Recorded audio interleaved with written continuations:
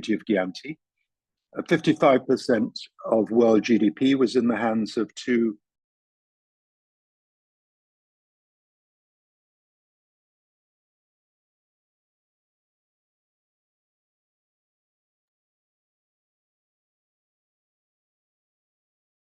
Peter?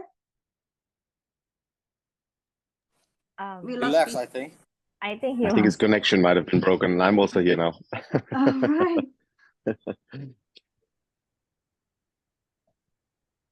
No, should we wait for him to be back? I think his connection might have just gotten interrupted. Yeah, he's joining. He's now in again.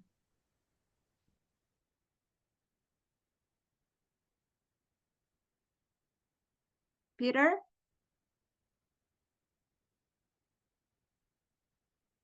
You are still muted.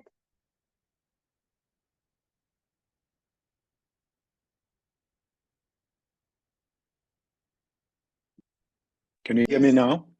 Yes. Yeah, sorry. Welcome back. I pushed the wrong button because you started to record and it said, do you want to be recorded or not be recorded? So I pushed the wrong button. I'm very sorry. So obviously your meeting tonight is about the whole process of decolonization, and that's such a vast issue. But as a historian, I would like to make just one reflection. I think we've lived through a very extraordinary epoch. And in the 250 years, which I sort of look back in the rearview mirror to Diponegoro's time, the time when the state which he inhabited, which was Jogja, was founded in 1755, 55% of world GDP was produced by two countries, and they weren't Western countries. They were India, which was about 23% of GDP, and the rest came from China, which was a major economic force in the world at that time. When the Portuguese conquered Malacca in 1511, Malacca had 5 times the amount of population as London. It had about 300,000 people living in Malacca. London had 50,000. So we're sort of living, we lived through an epoch from the mid-18th century through to the present era, when obviously China has risen and is now vying with the United States, which I see as an aberration in modern world history, in which the Atlantic world and the worlds of Western Europe and North America have very much called the shots. And I think that was an extraordinary and unusual period.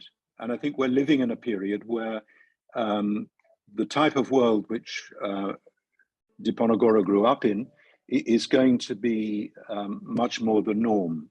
So how do we project? I mean, how in the Diponegoro, Kamar Diponegoro, do we project an image of Diponegoro, which is quote unquote decolonized? Because obviously one of the problems we confront is the huge weight of historiography, the fact that the history was written by the winners in the Java War. It was a hard-fought war.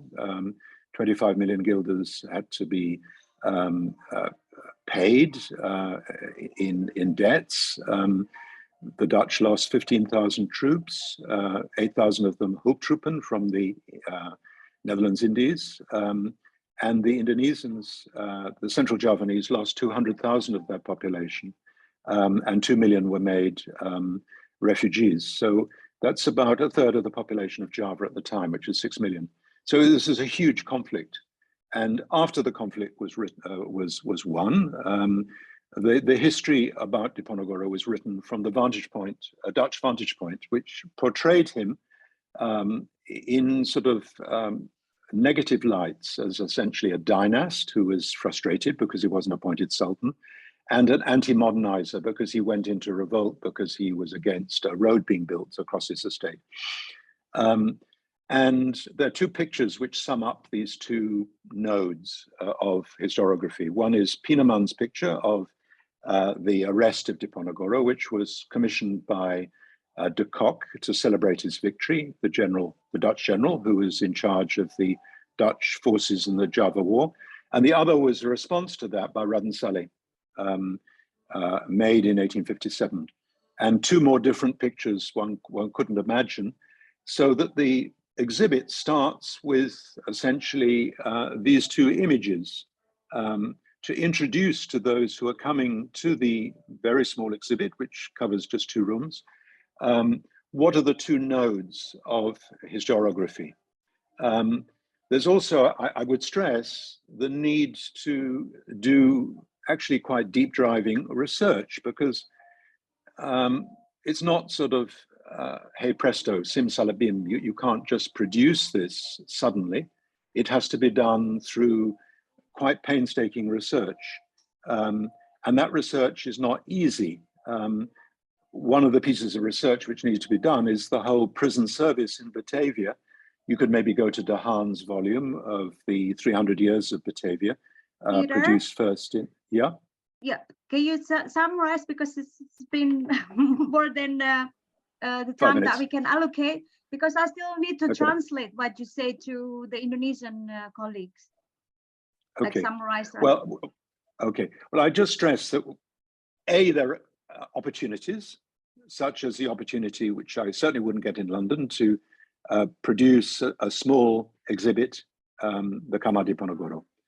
The second is that if you're going to project an exhibit like that and a figure like that, it's got to be backed by research, and that research is painstaking. It takes a very long time. So although the exhibits are limited, all those exhibits came from the archives. They had to be dug up, yeah? And that takes a lot of time.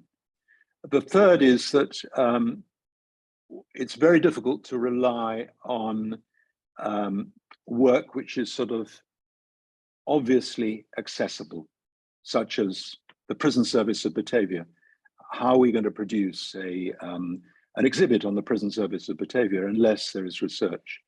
The fourth is that we're living in a time where the world is shifting very markedly, and the period which, as you've seen, Western dominance is coming to an end. And there is an urgency about doing this research, because if you don't do the research, anything which is kosong, which is empty, will be filled, and be filled by a different narrative. And that narrative would be one which comes from, say, a particular vantage point, which would see Diponegoro as a Khilafist, yeah, someone who was a leader of the Khilafist movement. And unless you do the research, you constantly go back to the same theme again and again and again. That void is going to be filled by other stories which are not based on reality. Terima kasih. Thank you so much, Peter. So I'm thinking, what do I do with the summarize in Bahasa Indonesia? Would you like me to do it? No, I will do it, Peter, just very quickly.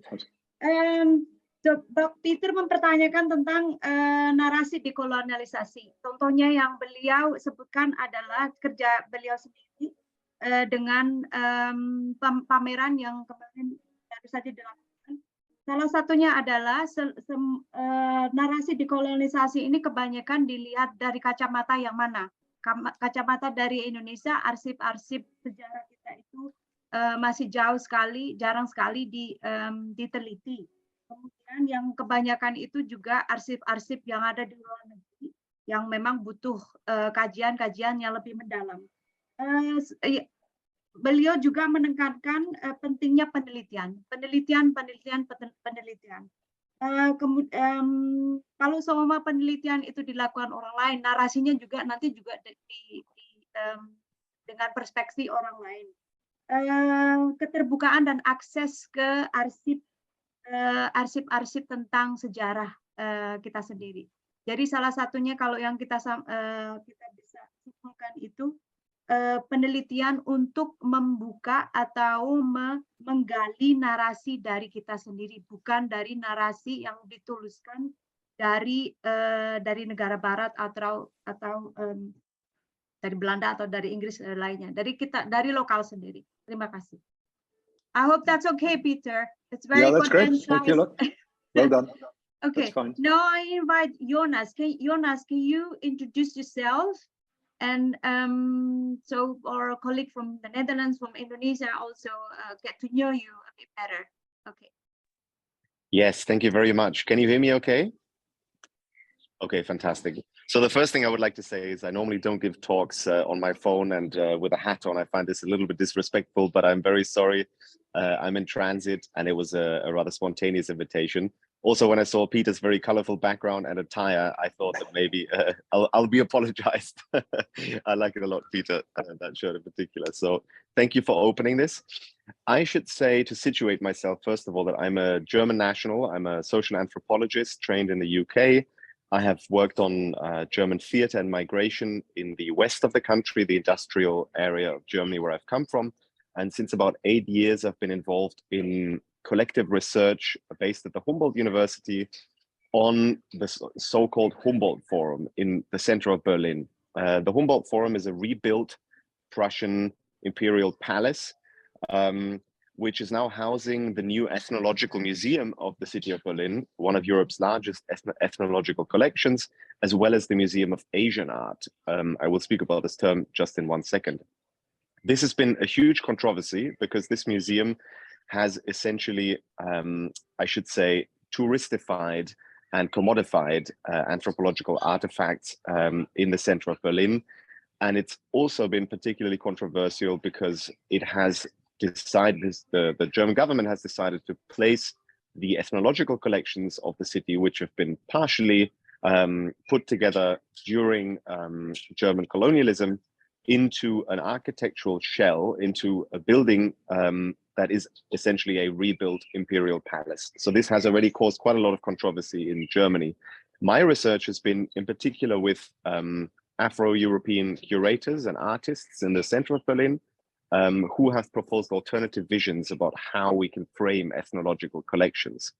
The most important thing I would like to say is that in the German context, I grew up close to the Dutch border, so I'm somewhat familiar with the Dutch context. And of course, Wayne Modest is a very dear colleague whose work I appreciate. But I should say that in the German context, in my experience, and speaking in particular as a white German man, which is perhaps the worst position to speak from about decoloniality, I should say that the practice of decolonizing museum collections, and in particular the concept of decoloniality, has been, and I say this very explicitly, abused by powerful state institutions in order to essentially reassert their authority in this conversation, which is something that we should all be very aware of, that when terms such as decolonizing, decoloniality, which are aimed at taking apart, analyzing, rethinking how institutions, collections, and museums work, when these kinds of terms become terms that these institutions themselves that are being criticized begin to use to say we are doing the right thing by, for instance, revisiting a display, or by giving back certain kinds of objects, or by inviting certain kinds of artists to give talks, by doing short-term projects.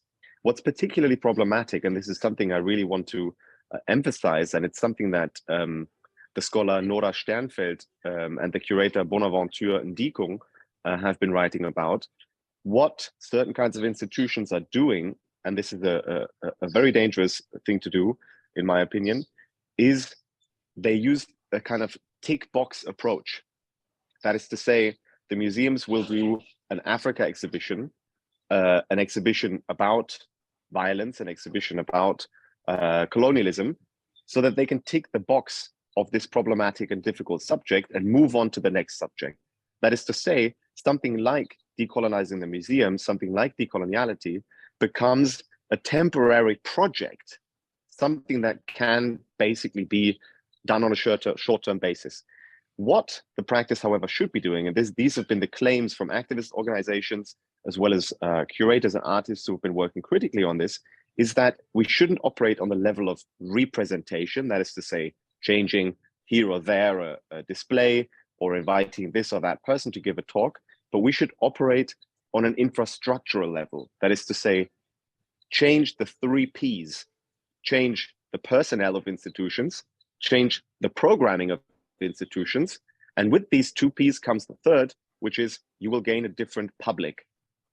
If these three infrastructural elements are being changed, you will more successfully transform an institution than if you simply do one more exhibition with a critical perspective in the long run.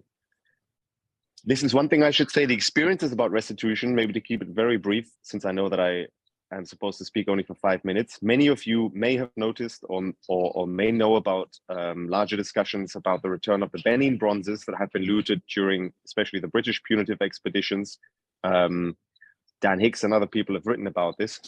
The German government and several very progressive museum directors, Nanette Snoop in Hamburg, for example, Nanette Snoop in Cologne, for example, and several other people have been at the forefront of calling for restitution and actually making the necessary steps for restitution, which involve often legal barriers, creating exceptions to the inalienability of certain objects, creating essentially ways of excluding objects that have been part of national patrimony from these legal systems. What is happening now is essentially a neo-colonial attitude. So the German government has decided to return certain objects, has decided to fund the building of museums, in this case in Nigeria, that would house these bronzes. Now, the stakeholders in Nigeria have decided that these objects will not actually go into the public hands and into this museum, but return to a private family, private aristocratic families. This has caused a huge uproar in Germany, saying essentially, I mean, to summarize it, that the German government has been mocked and that the plans have not been followed as should be, which shows, again, this patronizing attitude of the German government, that they should be the ones now, after return, telling the stakeholders and the original communities of implication how they should be dealing with these objects, when in the first place, they weren't German objects. So I know that you have to translate this whole thing, so I'm going to keep it very short and end it here with a very simple and humble note, which is to say that this is really just an observation on the scene, and I'm by no means somebody who I think is in the right position to give advice. But I would be very happy to remain in conversation for anybody who's interested. Thank you. Thank you so much. I'm listening every word what you said. Because the Humboldt Forum has been like the barometer of the restitution. You know, there's a lot of news came from the Humboldt Forum project, and then now you're saying that it's not running without flaws, without shortcoming. Oh, not at all. It's been flawed from the beginning. Yeah. Right. Okay, it's good to hear your insight. So I was noted that I don't need to translate. So because that's why the recording is on. So for any colleague in Indonesia that later needs more translation or understanding, they can come to me and then they can, in a later time, because we don't have a lot of time. And next one, I invite Abi from Bali. Yeah. Yes. Okay. Hello all. My name is Abi. I work at the Ministry of Education and Culture, especially in the cultural division. But now, since January this year, I work in Bali in Preservation Cultural Heritage Office in Bali. And what I would like to share at this Zoom meeting is about decolonisation and restitution or repatriation of Indonesian artifacts. That since I don't know, maybe like more than 2-3 years back, the decolonisation started to happen in several local government in Indonesia, but the problem is not almost, I think more than half of the local government in Indonesia don't quite understand about the colonization itself. What they understand is the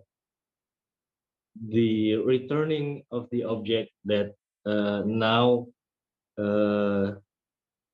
exhibit in or kept in other countries.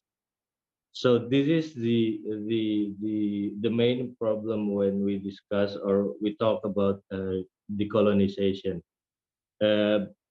Maybe like Peter said, the Jakarta already started, and Bali also have some changing in the exhibition museum and others local government, but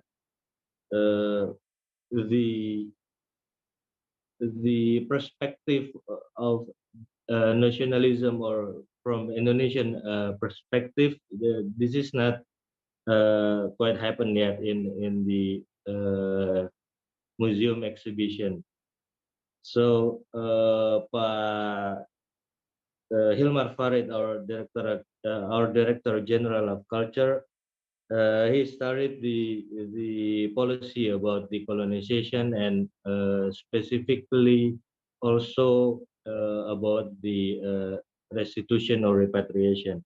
But what he plan is not only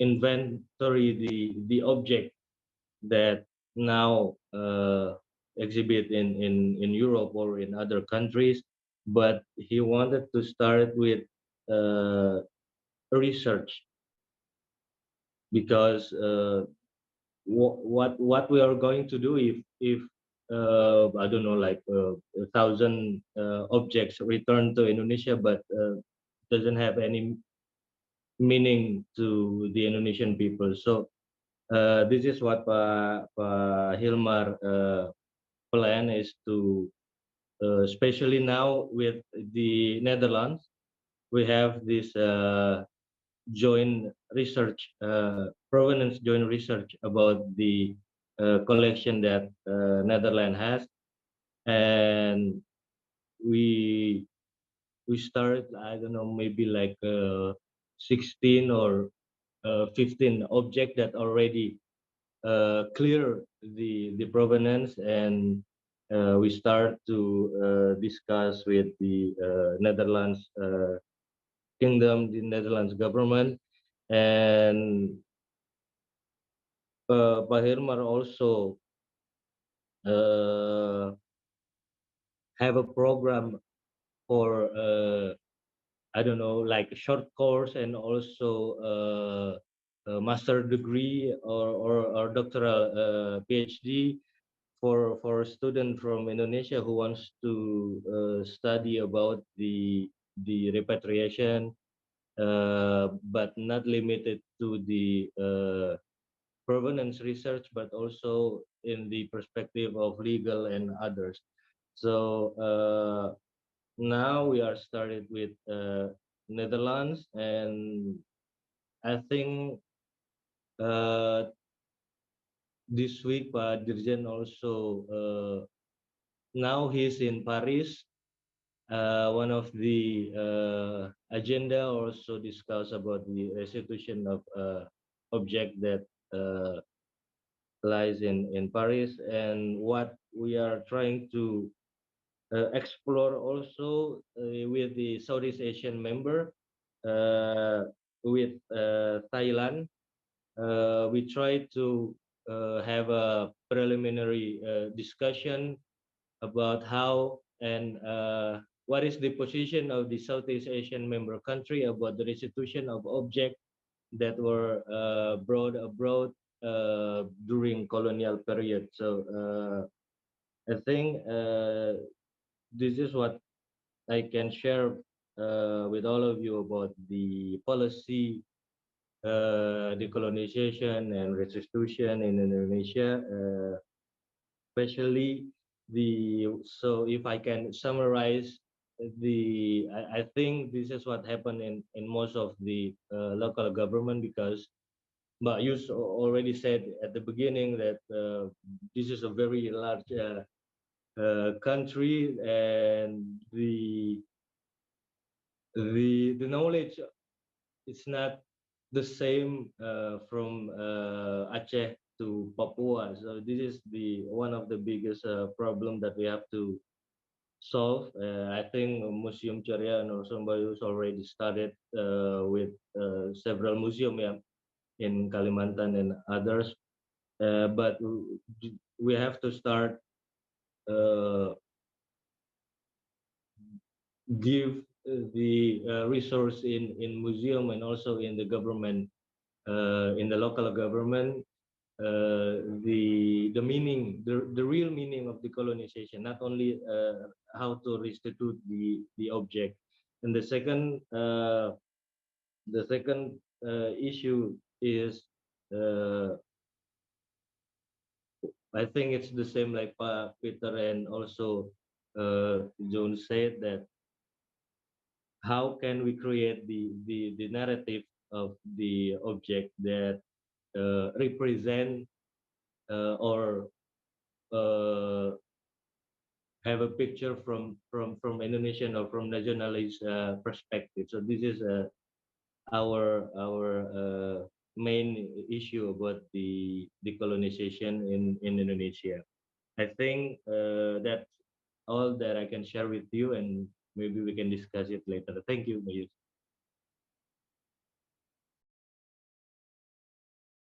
Thank you, Abi. You left me with a lot of questions, but then, well, that's the role of government. That's why that you are here. Well, we keep our questions just for later. Hopefully, we have enough time. I will invite Suki now from the University of Indonesia. Okay, thank you, Bayus. So let me share the screen first, yeah. Okay. Yeah, can you see the full screen already? Yeah, okay. Thank you so much, Bayus Ajeng, for inviting me to speak to this forum. First, maybe a short disclaimer that I'm actually a lecturer of geological sciences, and I also work at the museum consultancy here in Jakarta. So I don't have a really, how to say that, really solid foundations on studying the decolonization and repatriation issues for this, but I will share a little bit of my experience and yeah, my perspective, my observations when working with other paleontologists and museums in Indonesia, especially.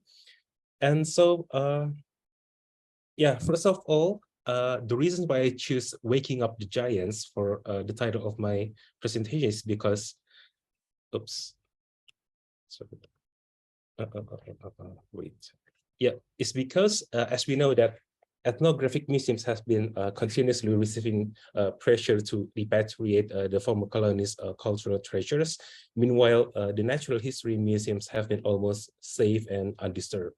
Like while there were already several claims to return fossils or rocks from former colonies, as you can see in the slide, but the news usually were always almost unheard of. It is very distant and perhaps uninteresting to the public's eyes. So I think it's a good time to shake the bed of these giant institutions and waking them up from their deep sleep and to cause some disruptions to begin the conversations about the historical, natural historical objects. So yeah, well, when we talk about Indonesia and the museums abroad, there are at least 3 major institutions in Europe that could become the subject of decolonization discussion. The first one is maybe the very famous Naturalis Biodiversity Center in Leiden, the Netherlands. These research institutions actually host the popular Dubois collections of fossils and very well-known and recently has been contested, the Java man, scientifically known as Pithecanthropus erectus or now Homo erectus. These abundant and well-established collections majorly came from Trinil in Java, but also from other places around Java. They were due to the expeditions of Eugène Dubois at the very last decade of the 19th century. The second institution is the Museum für Naturkunde Berlin in Germany. This museum actually houses the so-called Selenka collection, which is named after the massive and very well-structured excavation in Trinil led by Lenore Selenka, following the footpath of Dubois. So they dug at the same location, pretty much. And unfortunately, she didn't find any human skulls, but a lot of fossils, animal fossil, with very, very good preservations coming from various types of animals. Even some scientists might argue that the quality of the collection here in Germany are much better than Dubois' collections. And the third one is actually the Senckenberg Research Institute and Museums in Frankfurt. The most important fossil specimens from Indonesia are actually the ancient human remains collected by Ralph von Koenigswald. Also, yeah, as shown in these pictures. So it's a very good condition. So all of the collections from these three museums are of colonial context, from the late 19th century to the early 20th century, when the massive digging and the research of paleontology and geology started to take place. So the question is, with the concept of museum decolonization, what can we do with these collections abroad? One of the decolonization agenda that is very popular right now, that is considered as the primary step, if not the climax, the culmination, is to repatriate them to the source community of the former colonies. Yeah, but recently Indonesia has submitted the new requests to the Netherlands, such as the Quran owned by Teku Umar from Aceh, the Kris from Puputan Klungkung, Bali, also the Pitamaha collection, etc. But surprisingly, the recent request also includes Java Man from Dubois collection. And it's actually not a surprising news, because the Java Man has been asked to for the return since the 1950s, led by Muhammad Yamin, if I'm not mistaken.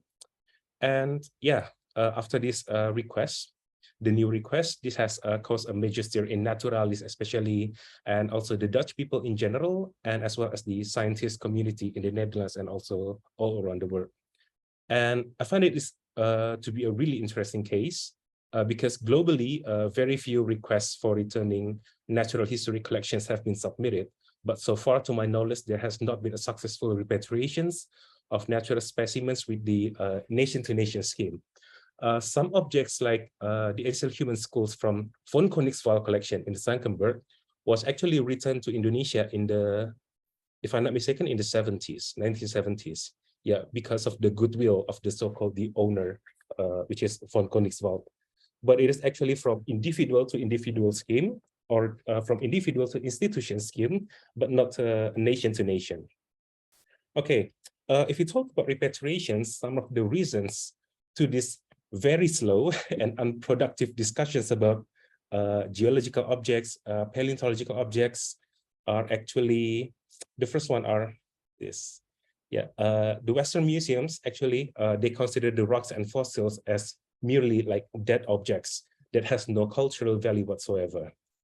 These objects are considered as pure object with only scientific values, and because natural science is a objective discipline, not a relative one like social sciences, the objects itself are automatically considered as to be objective values, like it is as it is. Yeah, and this is actually very far from the truth, because we know that from the historical records, we can assure that indigenous people have been giving meaning to these objects, even though like mostly with religious and mythical elements in it. So it is so naive to say that these objects are, and natural history museums are actually like neutral and apolitical. It is actually really far from the truth. And the second argument is the collections are considered as being owned personally and legally according to the law at the time. It has always been a common practice that the person who found the object is automatically considered as the owner. But some of them might give it to the institution. But for our cases from Indonesia, they usually fall into the ownership of the discoverer first, and just later that they were donated to the museums after or before their death. And just like that, it has been in the possession of like naturalist, Natuurkunde, and also Senckenberg. And note also here that there are many like inequalities and uncredited indigenous sources, foremen, something like that, and also the inhuman use of forced laborers, slave, etc. And the next argument is that if the objects of contest stay in the current European museum, in this case, Giant's Museum, like these three institutions, the objects can serve a better purpose than in Indonesia. Yeah, because more people from various countries and background could enjoy seeing it.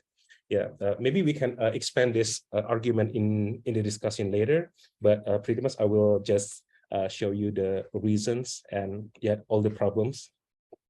And the last one is that the arguments that the claimants don't have the capacity to manage these valuable collections. I know it sounds like a very patronizing tone, so I would like to hear more from you in the discussion later. Thank you. Yeah, the question is. Oh, I thought you were finishing. Suki, are you finishing? Yes. Okay. Yes, I'm finishing. Okay, please give me a few minutes. Yeah. Okay. Thank you, Yus. So yeah, if you want to talk about what's the colonial legacies that's still living in the natural history museums in Indonesia, is actually the first is the practice of gatekeeping. Yeah, like the museums are consider themselves as the real owner and guardian of the fossils, and the people cannot study it, etc. And the next one is the asymmetry of the power relation. So yeah, usually when they publish the paper with the specimens, with the fossils, they totally wipe off the locals' contribution and consider it as like their sole achievement. So this is quite mirror the practice in the colonial era. And in the Indonesian museum, sometimes there's like the inferiority complex. Like museums make difficult for local or indigenous scientists to access the collections, but more relaxed towards the foreign scientists. And this stems from the historical complexities, as we know, where indigenous people are seen as less intelligent than the Westerners.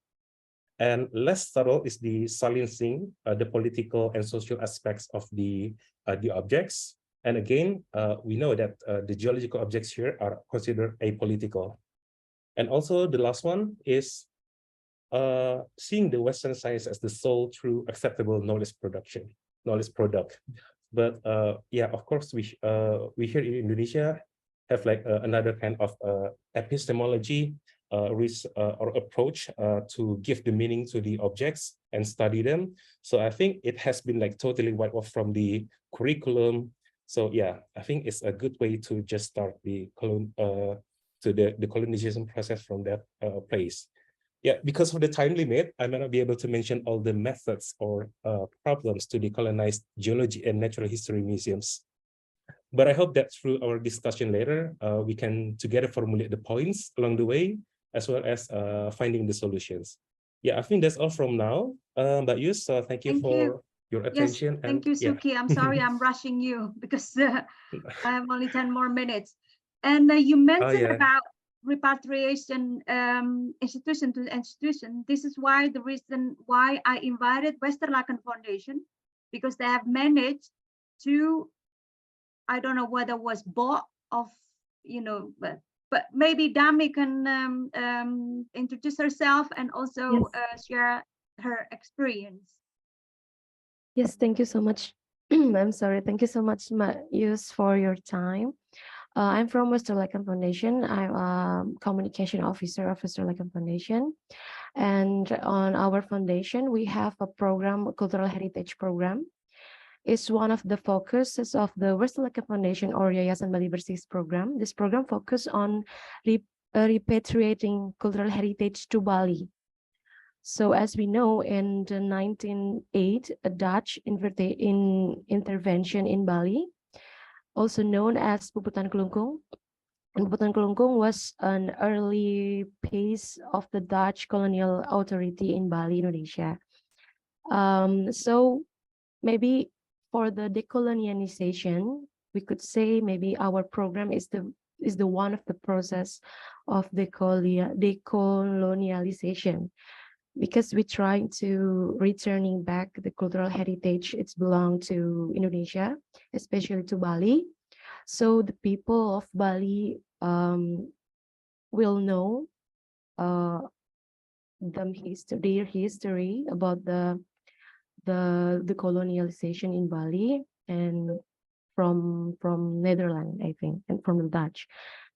So we start this program on 2018, and the first object we returned in 2019. So Western Legacy Foundation returned the first pair of tombak and their seats. And we do the research that the two tombaks originate from the Kelungkung Palace. So the 100 of objects of history and cultural value from the Kelungkung Palace are in museums in the Netherlands and the Jakarta. Apart from museums, artifacts from the Puputan Kelungkung raid can also be found in the private collections of some collectors. And the foundation obtained these two tombak from a collector in the Netherlands and repatriate them to the Puputan Kelungkung, to Puri Kelungkung. And the government of the Kelungkung stores the tombak in the regional museum of Semarajaya in Kelungkung. And the next cultural heritage object that we return in 2020, on the same day as the 120 ceremonial of Puputan Kelungkung Western Legacy Foundation, was able to repatriate another tombak and keris. So our patron, Dr. Rodney Westerlaken, handed over the tombak and keris from the Puputan Kelungkung to the King of Kelungkung at Puri Agung Kelungkung in 2020. And we got that tombak and keris from a collector in the Netherlands that previously owned this tombak and keris. So the collector had contact our foundation, our patron, and he said he want to return the object to the Kelungkung Palace. So we helped to return that object, and we keep continue the returning the object in January 2023. In January, we return again a tombak that is the 5th artifact returned by our foundation to Puri Kelungkung. So before being returned, the tombak was over at an auction in Germany.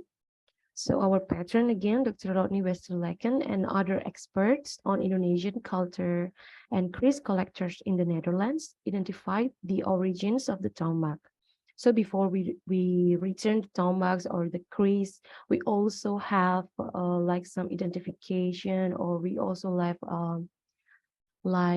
research before we return the cultural heritage to the origins.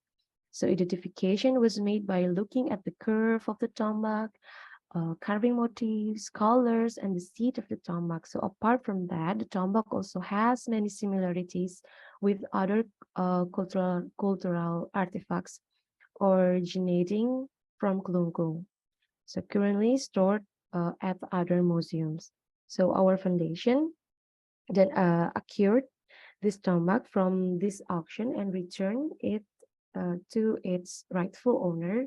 Of course, it's Puri Kelungkung.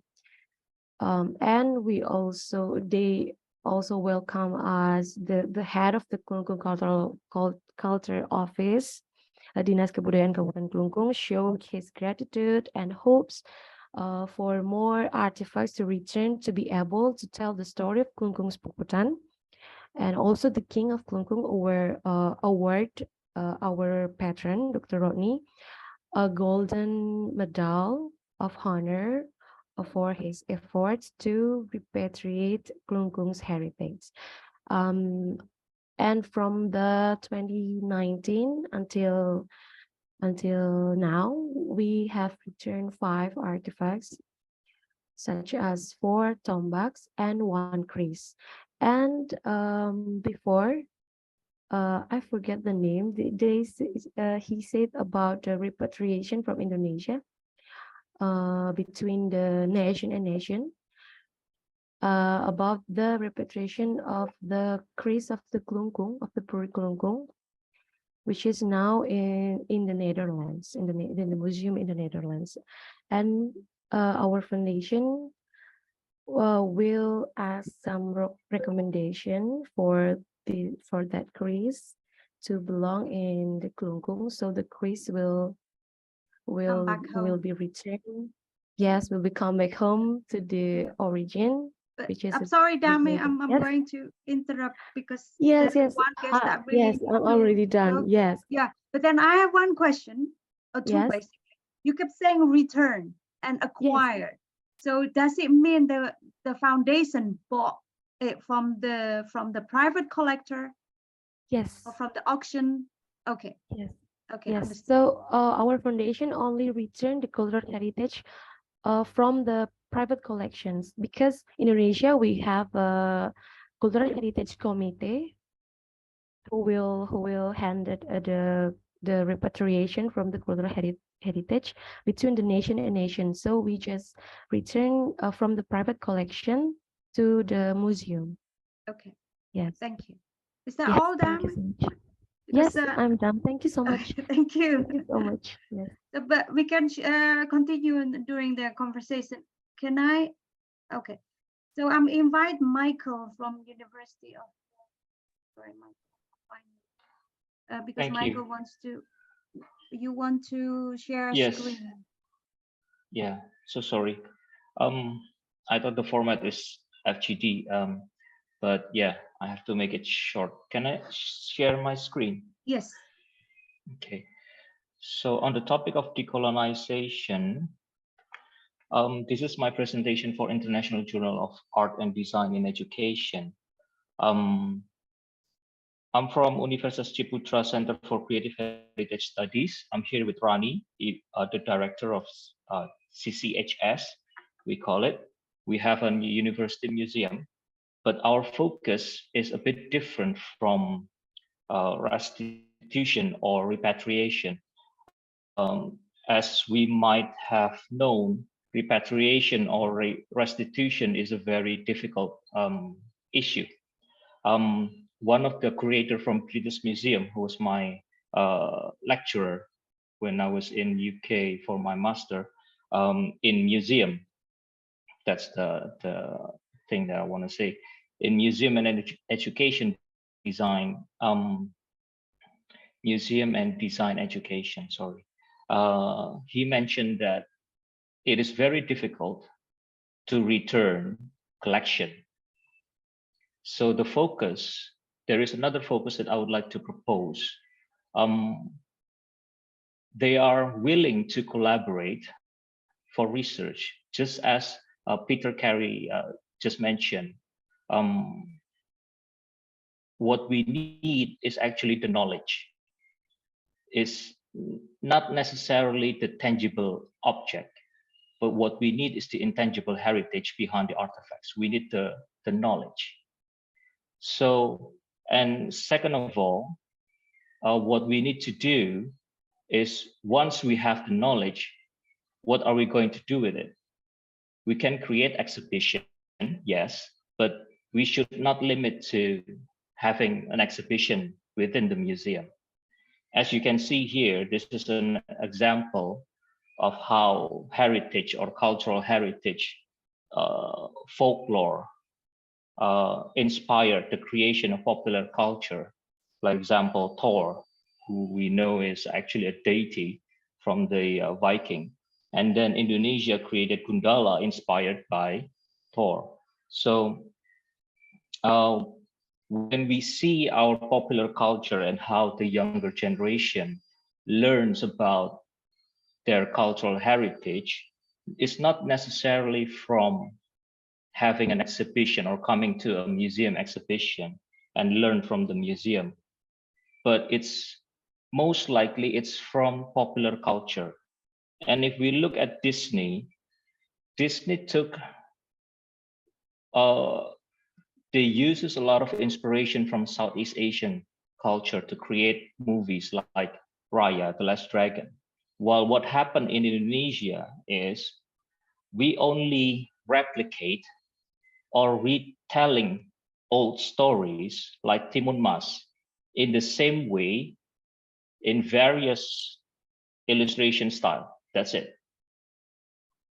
And we know that there's a big difference between creating a new heritage based on past cultural values rather than just retelling old stories in a different visual form. So the third thing that I want to mention is that we are in the creative industry where culture is commodified, yes. It's negative, yes. But we are in a state of free market where culture is a type of cultural invasion. Americanization or Korean wave is a form of dominating other people's nations' culture, soft culture movement. It's really connected to financial issue. So we need to see that culture is not separate, should not be totally separated with commercial or financial dimension. Having said that, let me give you this one. This is an exhibit from the Ashmolean Museum in Oxford. If we know that Hobbit, the trilogy of Hobbit or Lord of the Rings from Tolkien, his inspiration came from museum. And he said, museum is filled with countless piles of precious things. If we just focus on repatriation and exhibiting culture and cultural heritage, cultural artifacts, and the narrative of whoever holds the narrative, right? The winner tells the story, the winner writes the history, and whoever owns the artifacts and held the exhibition holds the narrative. I kind of like to think past beyond that.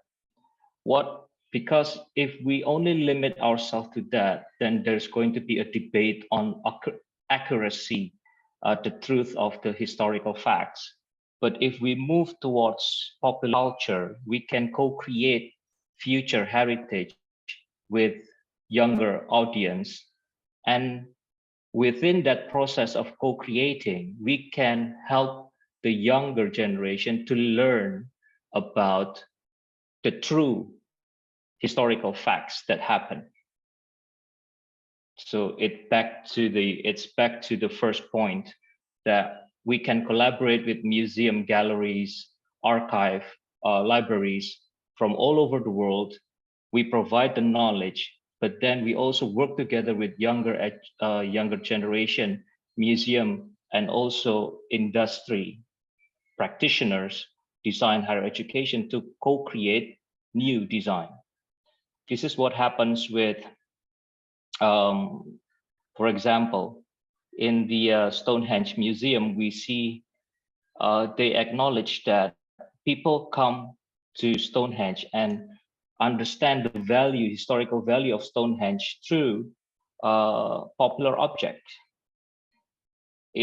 It's to build awareness, and then when they come to the museum, they learn about the true historical facts. And this is an example of a designer from Africa who lived in London, migrated and grown up in London.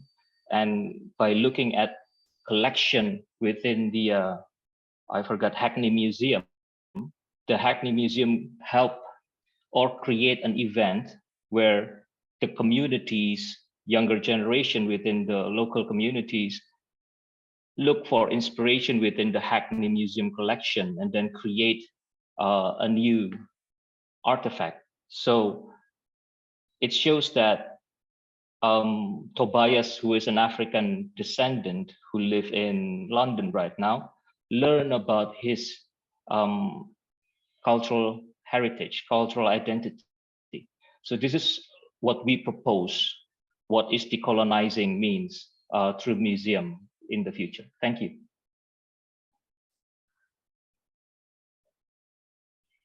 Thank you, Michael. Yeah. I would like to also add one more thing. I forgot this one is important too. Kwame Anthony Appiah on cosmopolitanism. He said that having collection, learning in the museum allows us to think about identity through objects that do not necessarily have direct relationship with our own identity.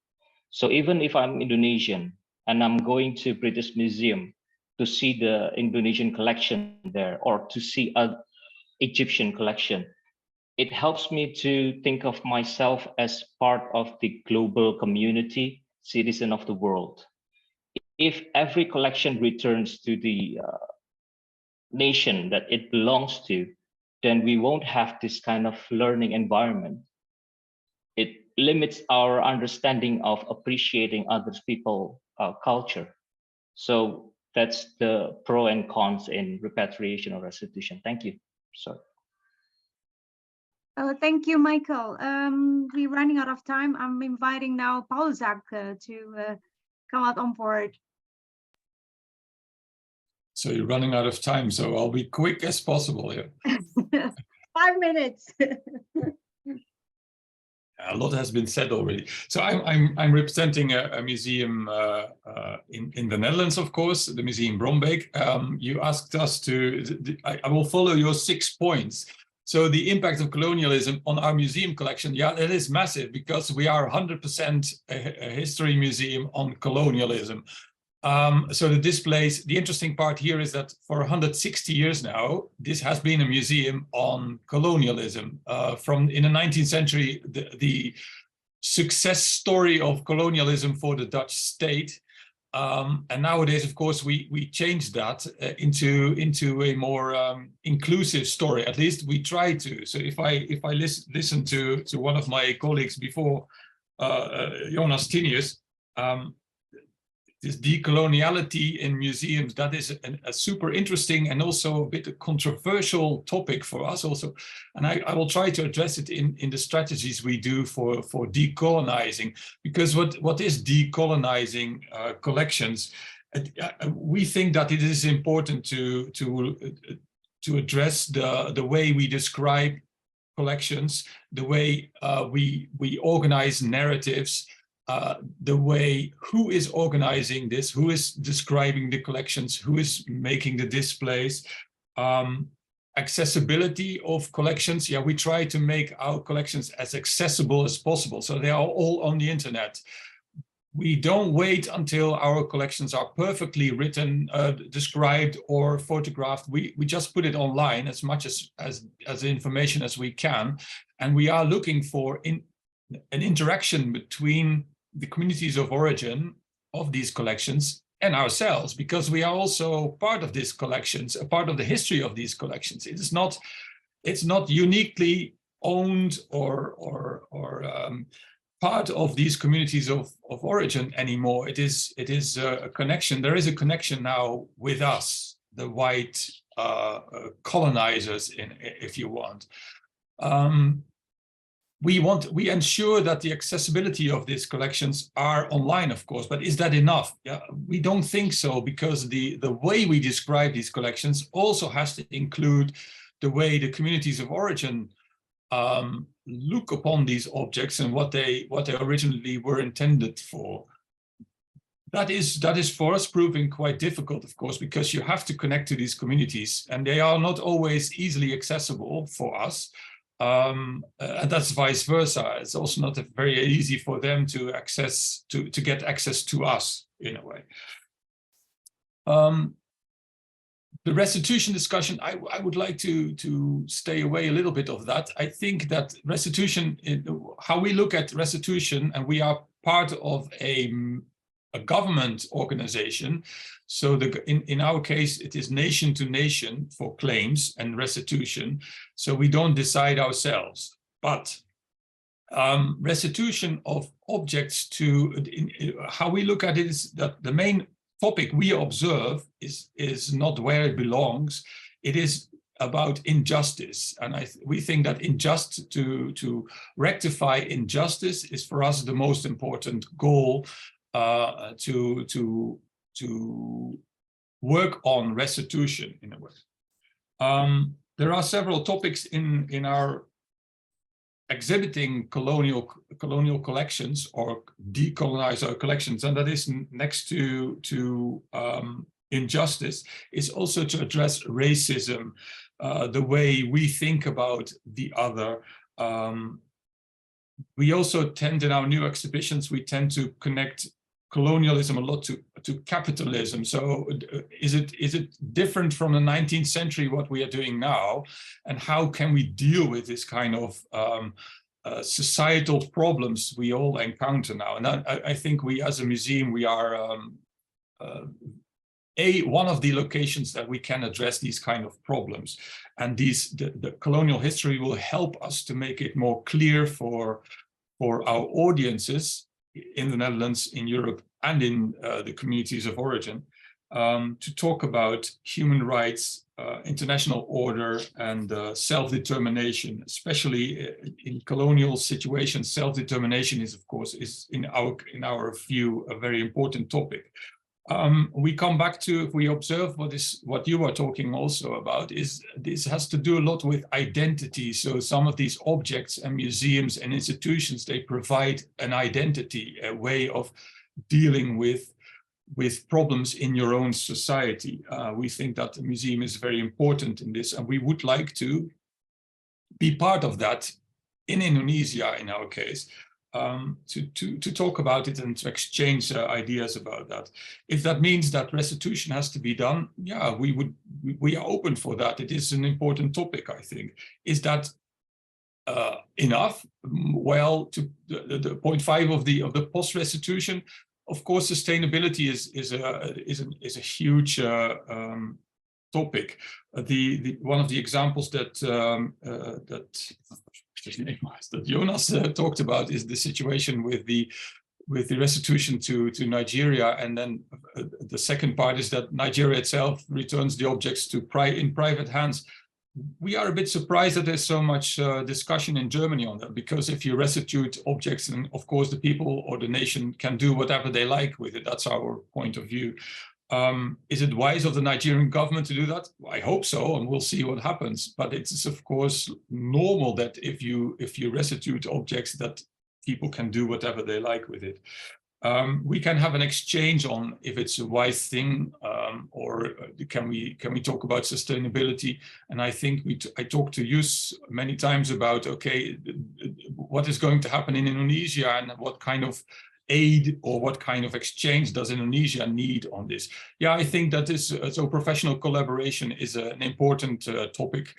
I think that historically, if we talk about restitution with Indonesia, there has been, since the 1940s, 49 actually, there's been an exchange of restitution and also collaboration between professionals from both countries. I don't think it will stop. I think it will intensify the next few years again. I don't think that the Netherlands will be closed off for that. They will be actively involved in this if the Indonesians want to. And we are looking forward to do that. So that's about my 5 minutes, I think. Excellent, thank you. Thank you so much. So I'm going to give the floor now to Ajeng. She's going to lead the discussion. So we send you the 1 and 2 6 discussion topic. And Ajeng will also introduce some of our Indonesian colleagues that have been listening, and then maybe they have something to say as well. And Ajeng and I have number 3 class will also give a say about it. Yeah, thank you.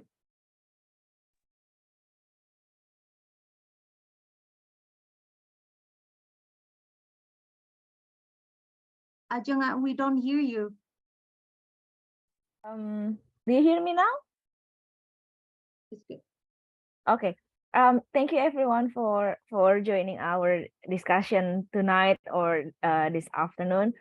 My name is Ajeng Arainekasi. I am the lady boss of Museum Ceria, Jakarta-based independent museum consultant. I'm also doing a PhD in decolonizing museums in the University of Leiden at the moment. So that is why this is also my my interest. So I would also to thank you to everyone who is already sharing with us tonight, and also for everyone who is joining us. We have people from almost all over Indonesia. There is our colleagues from BRIN, also SAM, Southeast Asia Museum Services, from Museum Balanga, Palangkaraya, Universitas Indonesia, Museum Batik, independent artists from Bandung, and also I'm sorry if I can't acknowledge everyone, but I'm trying to say hi to all the participant list I'm seeing here. The National Museum, Universitas Brawijaya, Museum Bank Mandiri, also Mbak Ulfa from Palembang, and Museum Manusia Purba, Sangiran, Banjarmasin, East Java, a lot of our colleagues from East Java. Thank you very much for joining us. I would love to start our discussions on how the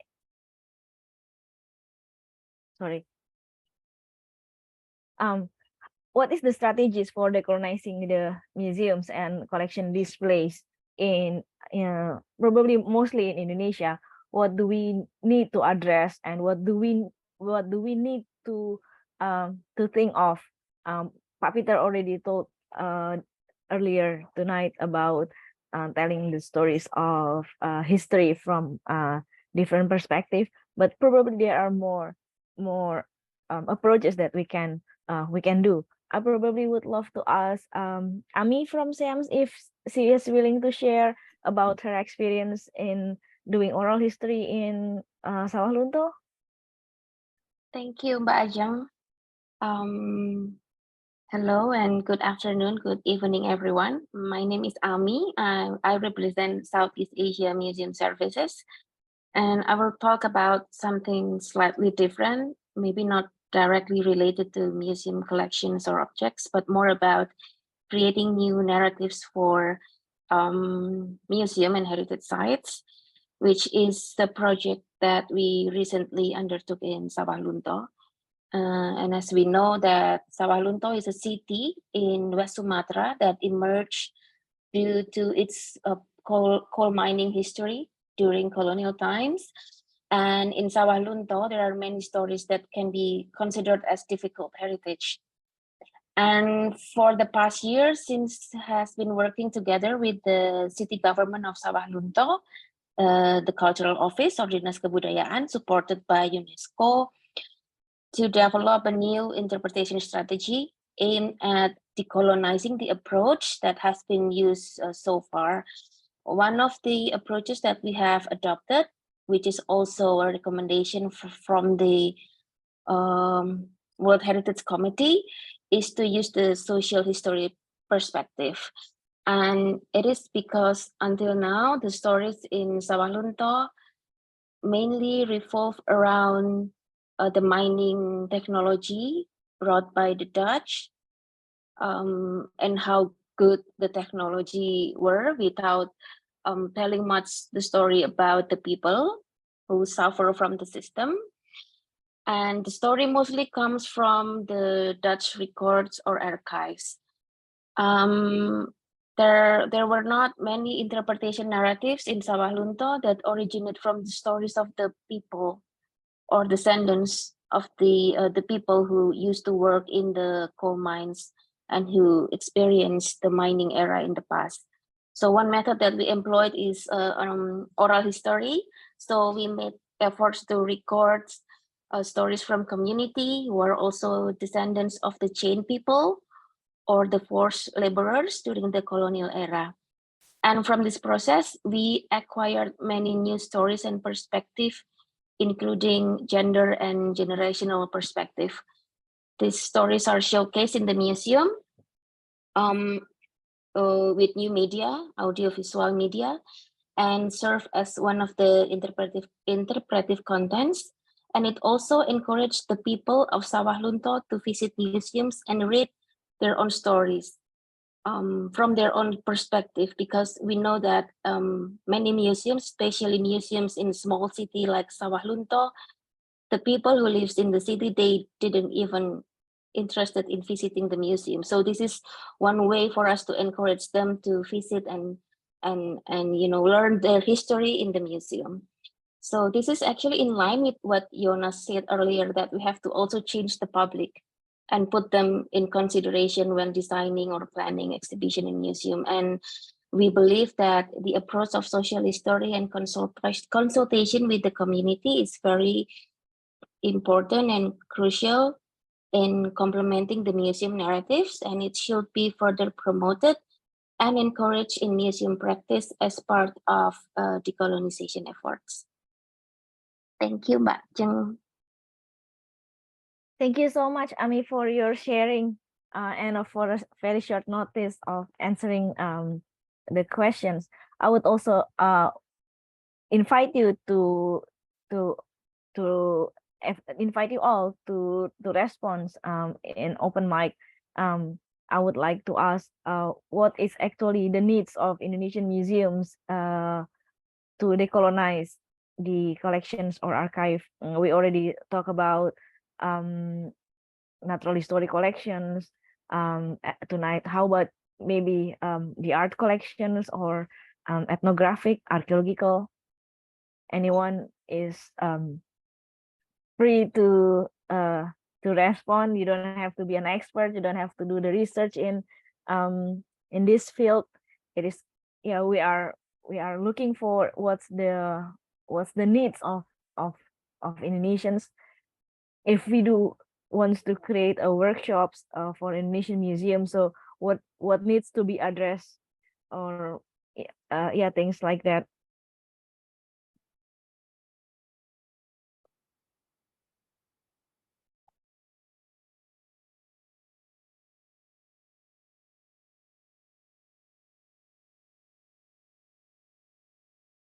That's I got one raise hand. Sorry. Sorry, I can't see who's raising hand. Could you please just open up your mic? I'm raising hand. Oh, okay. I'm sorry. I'm very new with this whole issue of decolonializations. However, let me introduce. My name is Dea, and I'm artist, but I also interior design, who recently actually really start researching about the idea of museum display and expanded scenography. So there is these issues about how we can have this strategy of design display in museum that is became more performative, and that's like in the field of design. It's being more commonly used when people can participate to kind of adding their own narrative on the object of display. So the display and the relations between the display and the audience will be like not in the didactic situations. It's like more like how we kind of engage the audience more actively to read and interpret the collection of the display by, for example, creating some immersive situations, some more interactive virtual conditions, or some other strategy that makes the audience able to assert their voices to narrate or re-narrate or interpret the object of collections. I think like in the field of interior designs now, like the strategy of display are in the museum are more like going into the performative direction. So it's like really make how the object talks. So the narrative cannot be like only in one way's directions that is being constructed only by the curator, and then we passively consume the ideas or the informations, but also it will allow the exchange of narrations. And in the field of my art installations, it has like a lot of strategy on how to staging the object, how to perform the object or the collectives. I mean, it really depends also the context, but that's what, well, when Mbak Jung say something about the strategy, perhaps in my field, it's something that eventually became some focus now. Thank you. Just sharing something. Thank you, Medea, for your sharing. I think we need to move to 1 or 2 more questions because we are running out of time. I would love to ask about the how to ensure the accessibility of colonial museum objects and archive to the public. Probably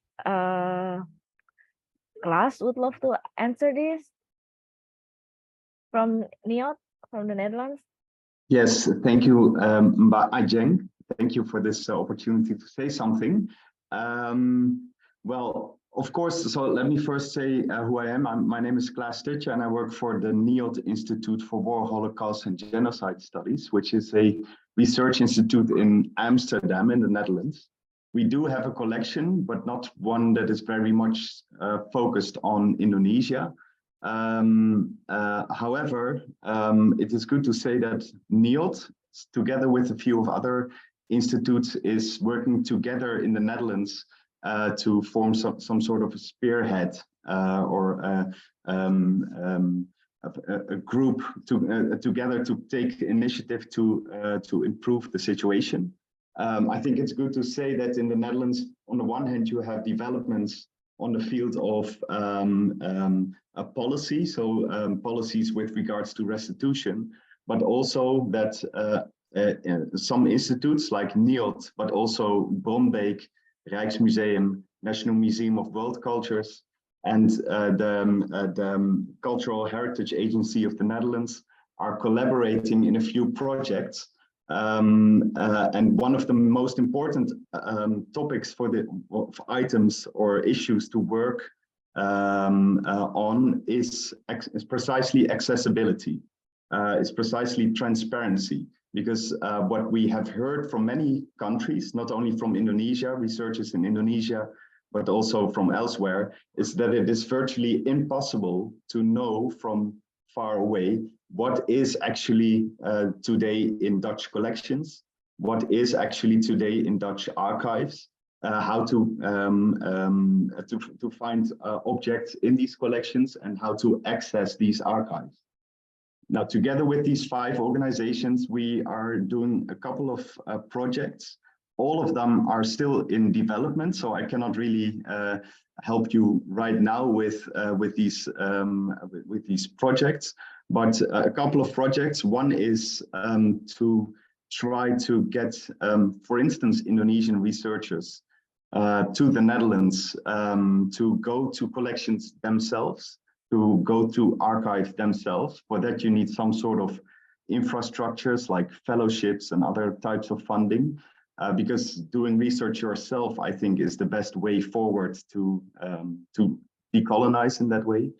Another initiative is, it's a grant project where all the collections in the Netherlands with sizable collections from Indonesia and other colonized countries in history, where all these collections are made accessible online, so that from home you can browse through all these collections. And the third project is that we try to, like all the experience that we have in the Netherlands, at least with regards to provenance research, so the research to the history of objects, that all this experience is put down on paper and shared online so that other people can actually learn from this and do the research themselves in future. That's at least the ideal. What we do know is that there will be a website with the title colonialcollections.nl. I can share it in the link, colonialcollections.nl, but this website is not yet in the air. It will be established sometime in the coming months, I think. But it's good to keep in mind that there are several projects being undertaken. But it is something very important, I think, transparency and accessibility to work towards decolonizing museums and collections. So, yeah, I think that would be my improvised contribution here. Thank you, Klaas. Probably it's also answering the number 6 questions, that what can we do further to collaborate. So we have to do more collaborations in research, particularly together between Indonesians and Europeans, the Netherlands, or any other countries. It will be very very useful for decolonizing the collections and archive in the future. I think we are running out of time, but is there anyone who wants to share for a couple of 1 or 2 minutes before we finish these discussions? Please do open your mic or raise your hands.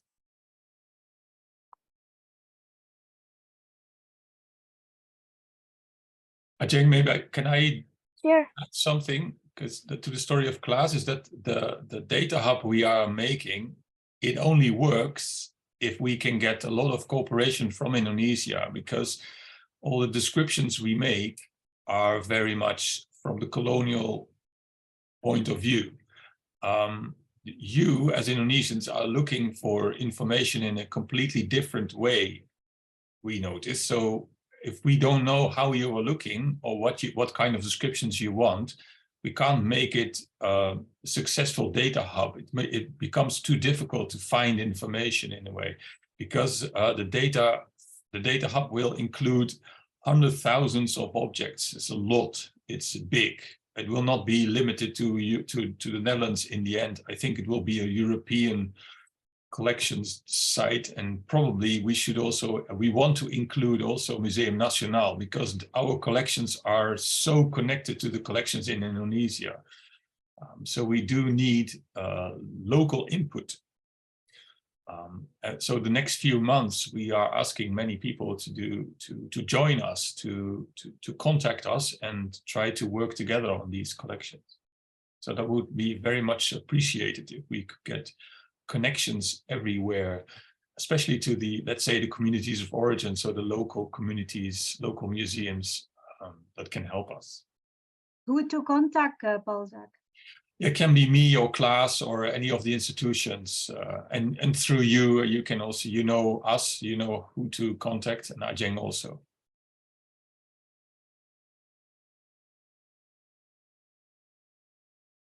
Interesting.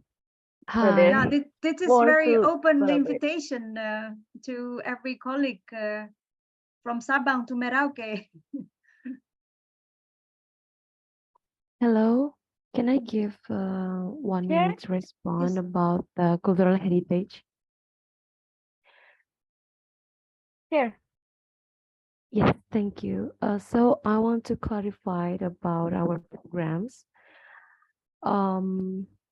I interest about the statement before that that if historical objects are in another museum in out of their country of origin, it will make someone feel like them as a part of the global. Yes, I agree with that. But in Bali, especially in Bali, we believe that every object has the sacral value, and in Bali we still use some object of cultural heritage.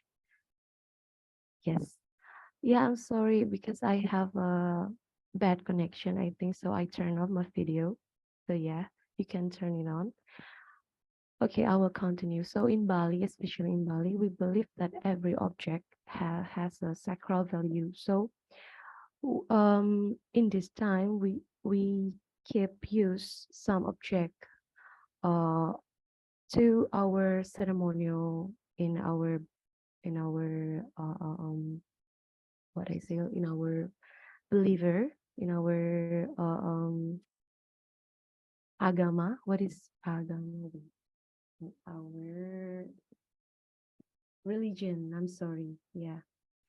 So that's why our foundation keep trying to return some objects, some cultural object to Bali, especially because in Kelungkung, like Chris of the Kelungkung, like we returned before, they keep use the Chris for some ceremonial from the religion, and the Chris keep have the sacral value. Because of that, in Bali, it's very important.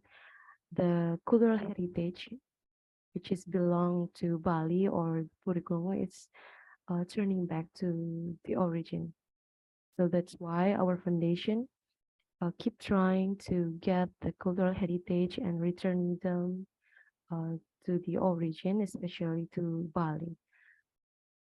Yes, I agree about the statement before that will someone like me or Indonesian come to another nation and see the cultural objects from Indonesia, they can feel like, oh, I am the part of the nation of the global nation. But we also consider about the people who didn't able to go out there to see their cultural heritage from Indonesia. So that's why we try to returning some collection from the collector from the private collection to the museum, so the public, the people of the origin of the object can see and can feel the value, can feel the history of the object. I think it's enough. Yeah, thank you. Thank you, Madam. Yeah, so I think we have to finish our discussions tonight. Thank you everyone for coming. I share absence list absentee in the chat. If you would like, please to feel that it's just for us to know who is joining us and from which institutions tonight. We are on behalf of Museum Ceria and also PCINU Belanda. We are trying to develop proposals for looking for grant or funding to host workshops on museum decolonizations in Indonesia. So hopefully with us luck for that, and of course hopefully we can also work together with all of your institutions, all of you and all of your institutions for that future collaborations. We had government institutions and museums, and also private museum consultant tonight. So it's universities, of course. So it will be a nice collaboration if we can make it happen in the future. Mbak Yus, do you want to close the discussions tonight? Yes. Okay. Yeah. Officially, I'm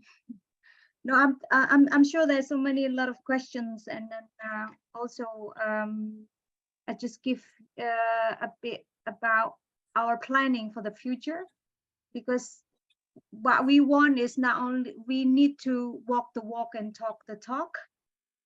So we not only talking, just discussing the whole time, and then there's nothing coming out of it. So me and Ajeng and Adrian, I'm sorry, he's not around. So the three of us have been talking about a very concrete program that we can do to link the Netherlands and then the Indonesian museum professionals. And then one of the big concrete that we want to explore is how to just very a small step project, for instance, storytelling.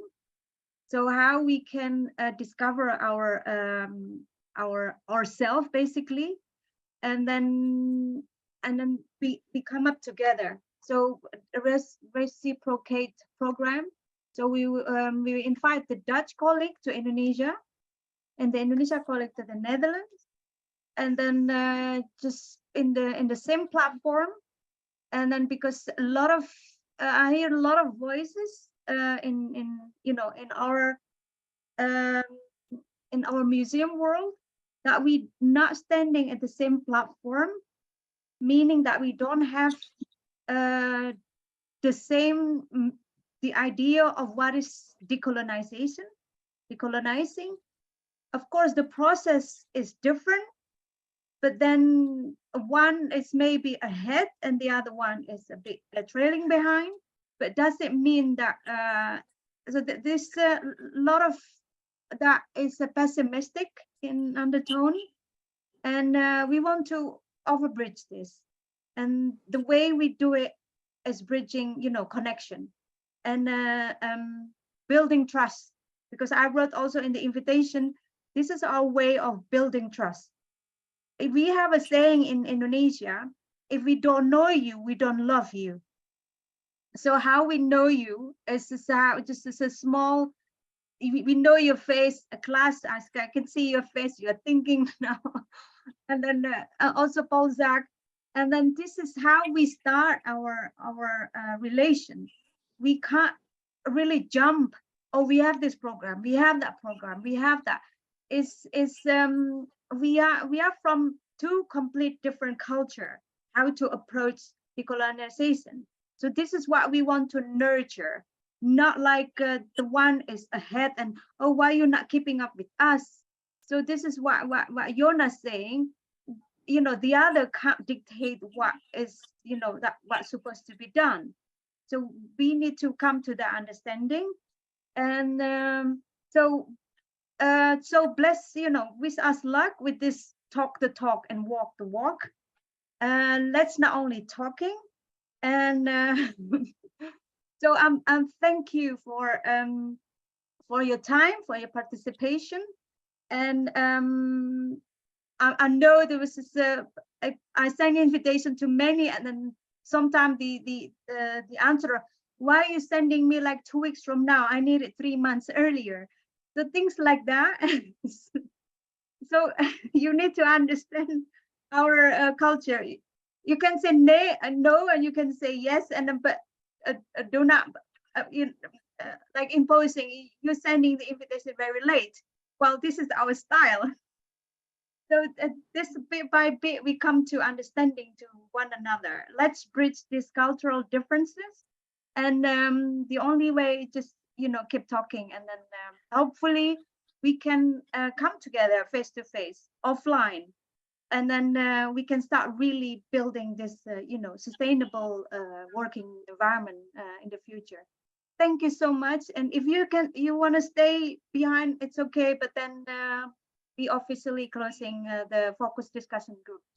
I will share the questionnaire that I sent out, because I found very nice, very interesting answers that all of us can benefit. Because I devised a question that everybody can share their opinions. And also I will because this is recorded, so I can share that with you. If you wish to listen to what Peter say, and Jonas. And this is again is a big topic. It's our responsibility from the academic, from museum practicing, and then also historian Pak Peter. Thank you so much. Thank you. And I wish you a pleasant evening. And can we take family photos? Ya, baru mau ingetin, Mbak. Yes.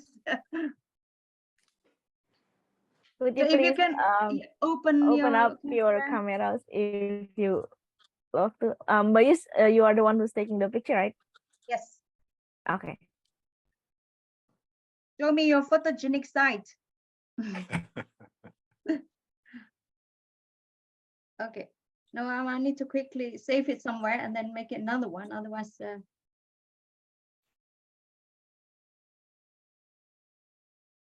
okay. Ajeng, you need to make it because my computer apparently give me a fuchsia color. I don't know how to do that. Actually. You don't know. Asuki, can you do that for me? Yeah, sure. I will take. Thank you. So on the count of 3, right?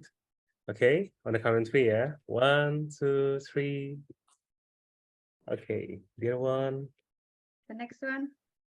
Yeah, the next one. 1, 2, 3. Yeah, okay, I got it.